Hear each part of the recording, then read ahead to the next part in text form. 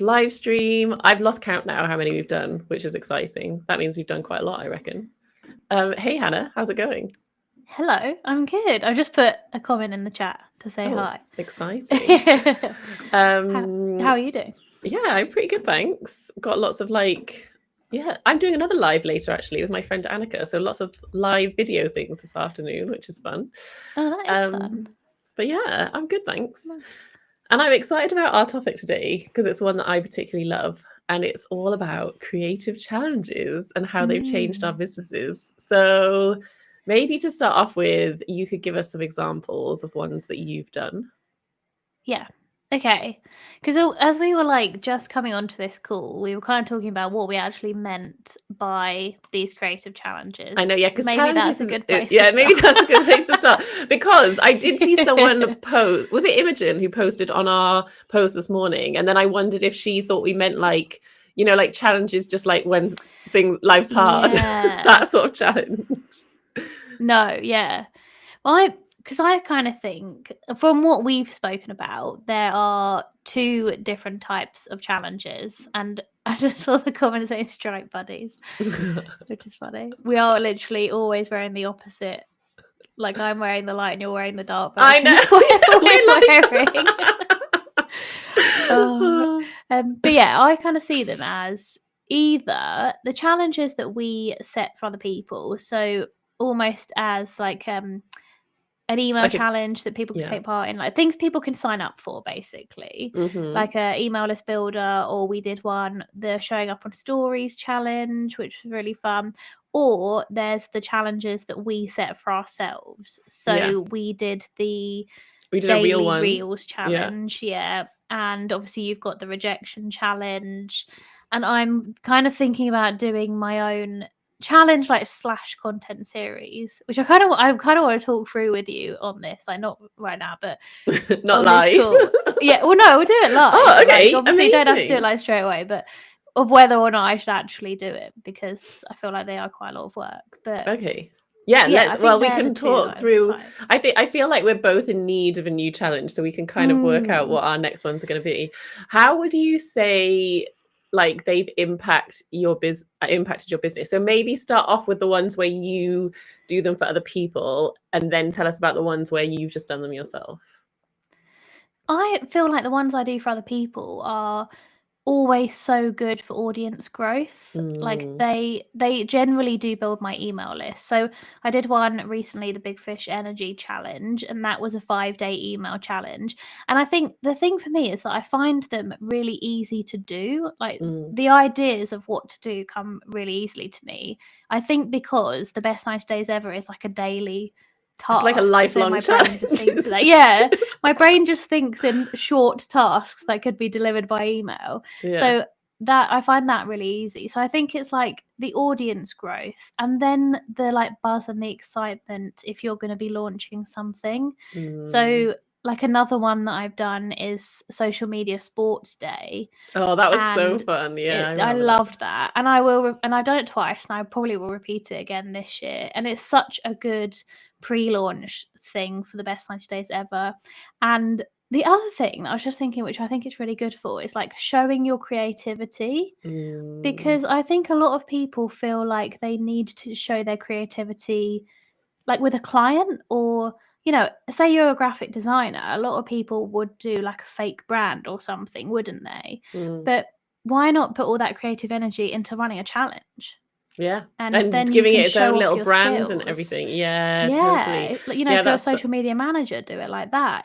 Even if you're like an illustrator, you know, you could make a challenge that was really exciting and creative around illustration. I think it's such a good way to kind of showcase that. I think it's such a good way of building community as well. Like when I did one for the last couple of years, like we've stopped now, but with Ocean, which was the pattern challenge. So that was like a weekly pattern. And that was so nice in terms of like other people, you know, we create the prompts and they design patterns. And I just love seeing everybody else's work. Like it was so good. And also it was really good. So I actually had a couple of those videos go viral. Like it was really good for me in terms of like showcasing my pattern stuff and what I wanted to do. Yeah, you went viral, TikTok sensation. Was that one of the no, patterns? No, No, that what was happened. That was a pattern, but that happened way before the pattern challenge. Okay. But one of the ones from the pattern challenge went viral. So, okay, hang on. This is a good segue into chatting about our reel challenge, right? Because we Okay. did a reel challenge where we created a reel every day for a month. And it was really hard. Like we had to prep ahead of time to make sure that we could get it done. And I went into that challenge thinking like, right, this is it. One of these videos, this is going to go viral. It's going to like change my life. Like it's going to be amazing. Literally nothing happened. Like, well, I say that. Things did happen, but basically like that didn't happen. What it made me realize, and which is why I love challenges so much, is it basically sped up the learning process for me. So before that, I was really struggling to think in terms of video content. Like I was still very much thinking in terms of like static and carousel posts and all that sort of stuff. But doing the reel challenge, like someone explained it, I think I heard this on a on a podcast or something, where basically if I had done those 30 reels like one a week, it would have taken me 30 weeks to like improve and get better, but I just condensed that learning process into a month. So I feel like that's why it was so good. But then what was really interesting is, yeah, I didn't go viral during the challenge, but then a couple of months later, because I was so in the flow of creating videos, one did go viral. And so I feel like they were like delayed results. Like it didn't happen exactly how I expected it to. That's funny because it's almost that like overnight success thing, and we still think 30 days is enough time to be an overnight success. Yeah. And actually, that's still only 30 days of content. Yeah. Like that's what a lot of people do all the time, you know, for a long time. Yeah, they do all the time and they never go viral. So like, yeah, it is still. I felt the same. Like I know we had the conversations of like, will any of these go viral and do really well? And my best performing post was the last one where I spoke about everything I've learned from doing a Reels challenge, because Instagram loves pushing out videos which are about doing lots of Reels. Oh my goodness, that was such a good video though. I forgot about that and it was so funny. Because didn't you do it like over some really sad music or something? Where you were like, yeah. I'm gonna have to go back and find that video because I remember it being so funny. But yeah, that is. Do you know what that makes me realize though? Because I remember that video that you did was very sort of like vlog style, you know, like here's what I learned from 30 days of reels. I just need to get back into making more content like that. But anyway, that's a tangent. I think that's what it helps with though. I think if you Yes. have something you're finding challenging, turn it into a challenge. Yeah. Like, and force yourself to learn from it, because like you say, that is the way you're going to get quicker and better at it, is by doing it all the time. And I think people do this with like emails, don't they? They'll send in a daily email just to get into the habit of getting emails out really quickly and easily. Yeah, and that's it. It just it speeds up your learning, but it also just makes it more fun. And like you can't. I think the reason why it's good to set a time limit on it is that like we could never have kept up daily reels like that forever. But like for that intense period, like it was possible.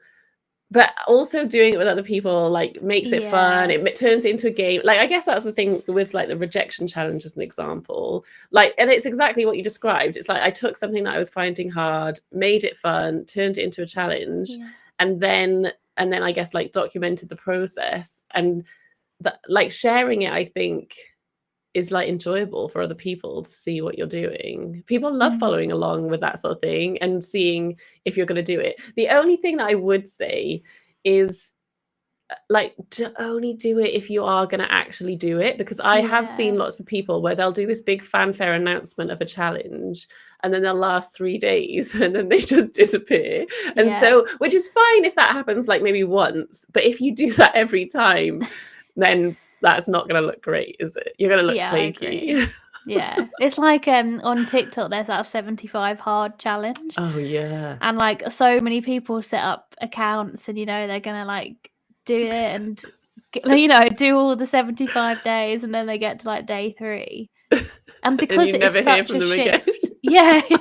They haven't finished it, and because it is so to go from 0 to 75 hard as an example, it's really challenging. Like, this is what my husband always challenges me on, because I'm very like all or nothing. So instead of thinking I'm going to change just one manageable thing, I'm like, I am going to change my entire life. Like tomorrow, I'm going to wake up and I'm going to be a whole new person who does all, this long list of things. And he's just like, yeah, that's just never going to happen. So let's keep it sustainable. So I do think you have to think about what is achievable for you. Like with the reel challenge, for example, we did start prepping our reels like ahead of the challenge so that we had a whole bank of them ready to go, because we just knew that we couldn't make, like, not every day would we be able to make a reel. Yeah. I think there's something around like what you were saying about the documenting of it as well.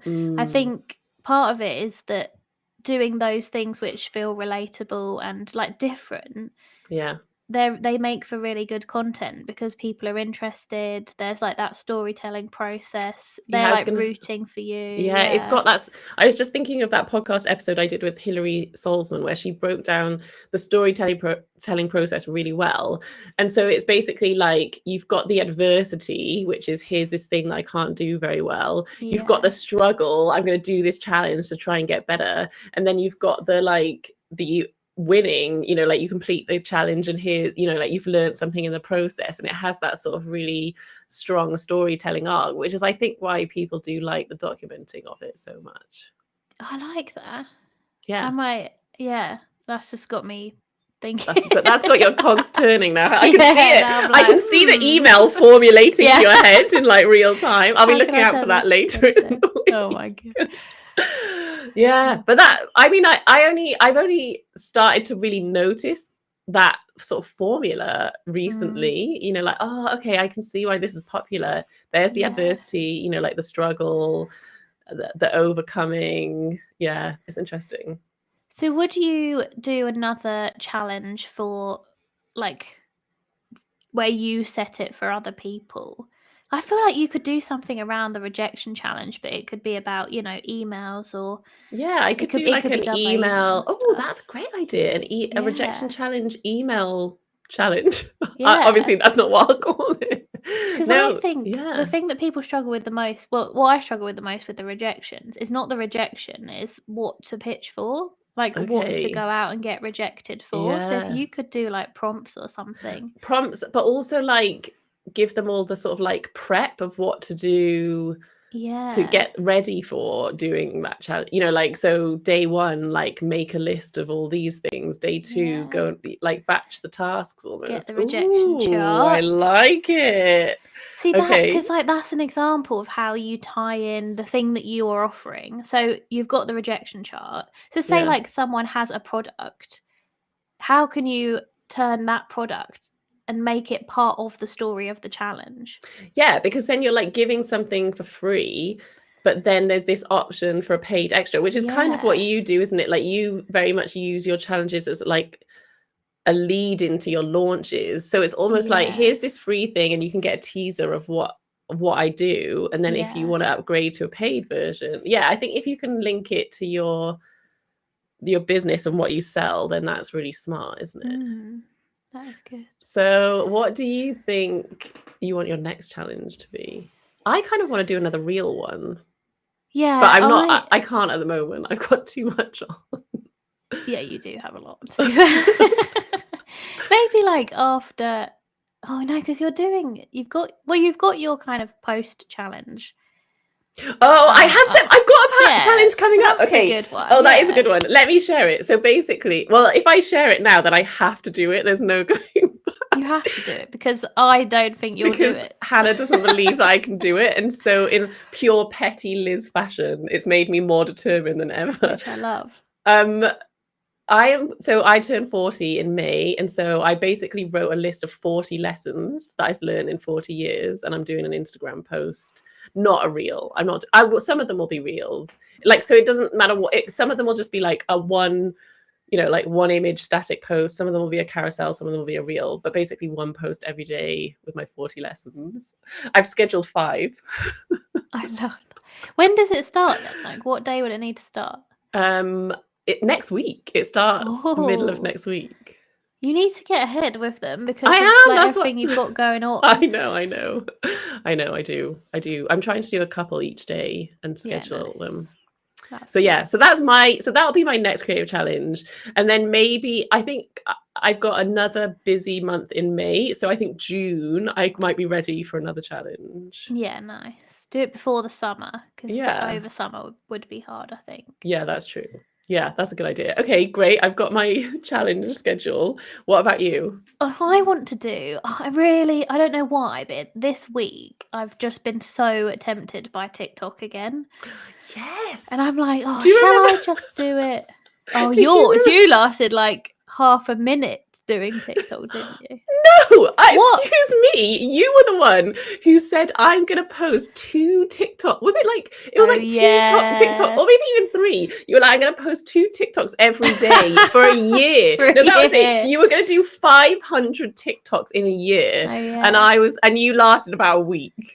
For real. Do you know what? I feel like I could do that though. Like if I made You could. that... I think you just didn't really. I think you started it and then realized it wasn't going to help you, or it wasn't that strategic a decision.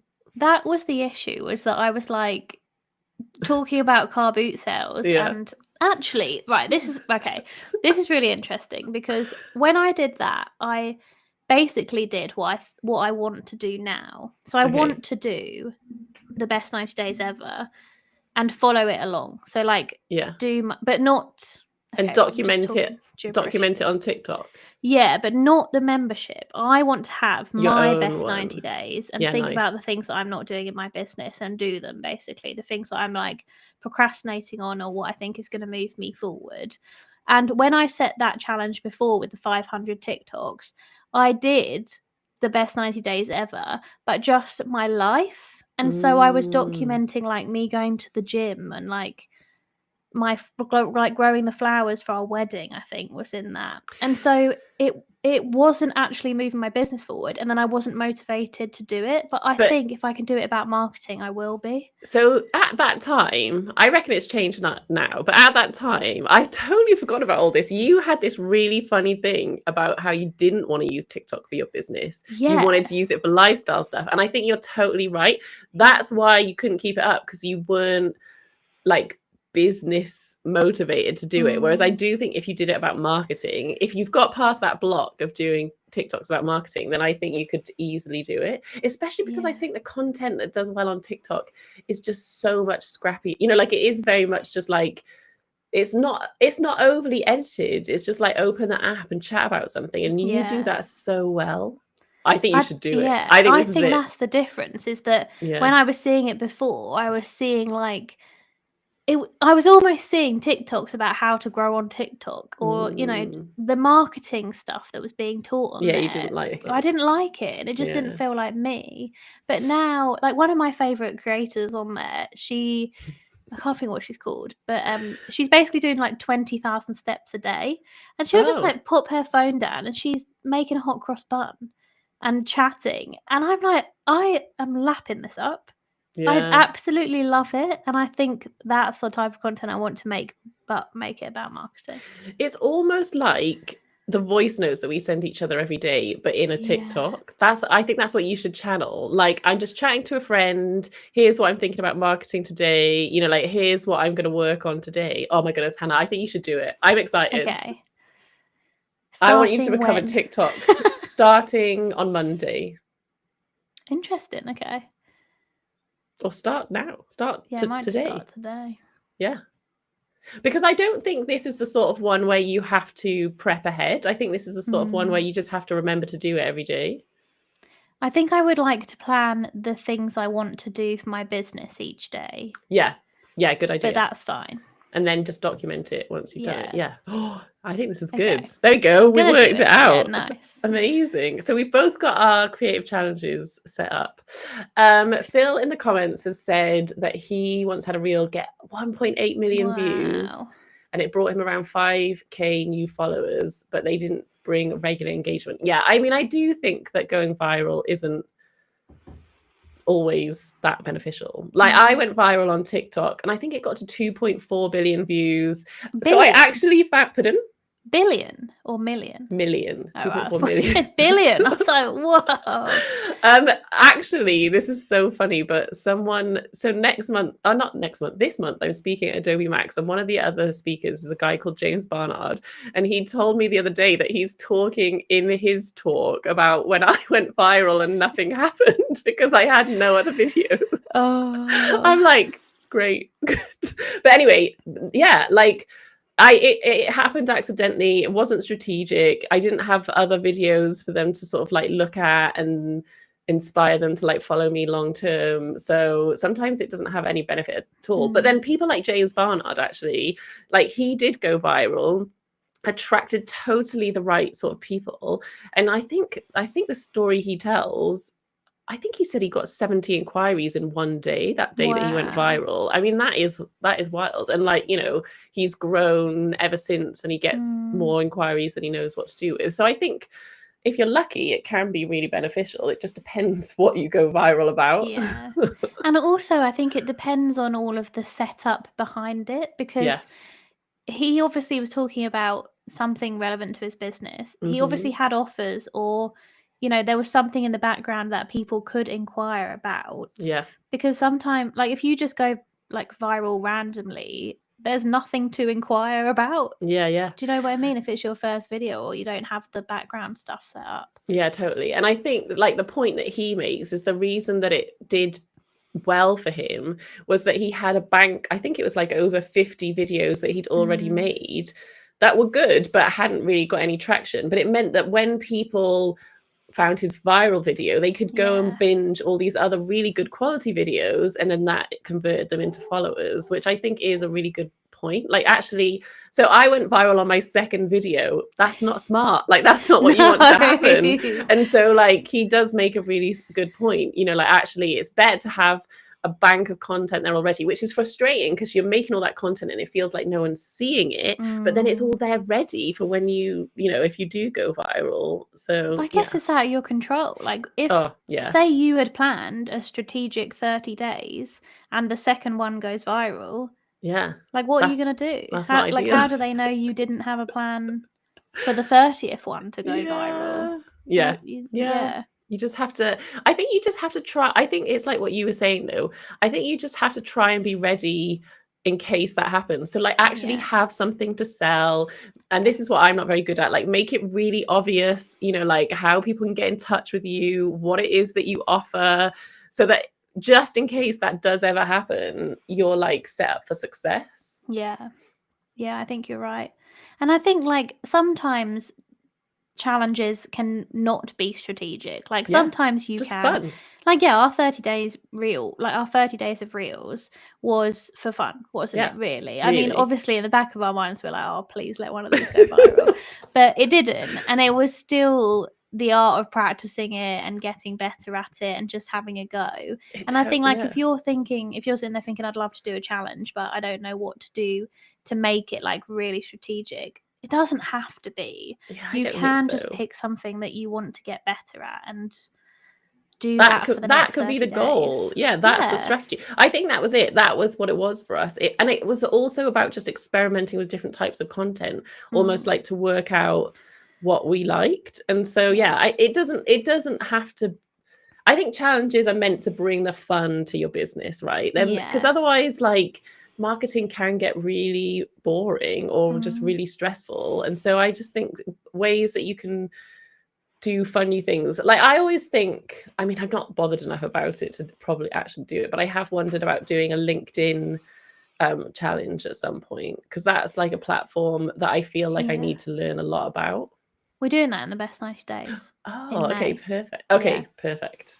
I think I'm just going to do a week one. Yeah, nice. Post every day. Oh, but even that would be good. Yeah, that would be good for me. And you're going to give a prompt for each day. Yeah, perfect. Day. That's what I need. Okay, I'll do that. That'll be my little LinkedIn challenge. Even if you don't post them like that day, you just I've got a bank then. Share them like once a week or twice a week or something like that. You've got a little bit to go. Yeah, amazing. Yeah, that's great. Well, let's have a look and see if anyone's got any questions. We've got Sean's joined. Hi, Sean. Phil said, funny enough, more brands noticed me after my numbers grew, so it was good for me long term. Yeah, there is something in that. As much as we do look at follow account, and there is like, annoyingly, there is sort of kudos if you're over 10k followers still, even though it doesn't actually really mean anything. Yeah. And part of that is just that you've posted loads, potentially. Yeah. Like, you have just grown. I think also brands want to see an account that is not like brand new with a couple of posts on it, don't they? They want to see someone who's been running their business. Yeah. It's that consistency piece, isn't it? It's like people are that you're committed. Yeah, totally. Yeah, definitely. Yeah, that's a really good point. Well, if anyone is listening to this and thinking that they would love to start a creative challenge, I would definitely recommend it. If you are struggling with an idea of what creative challenge to do, post in the comments under the video, and I'll send Hannah to come and give you an idea, because she's good at that sort of thing. I'll be like, Anna, someone needs help.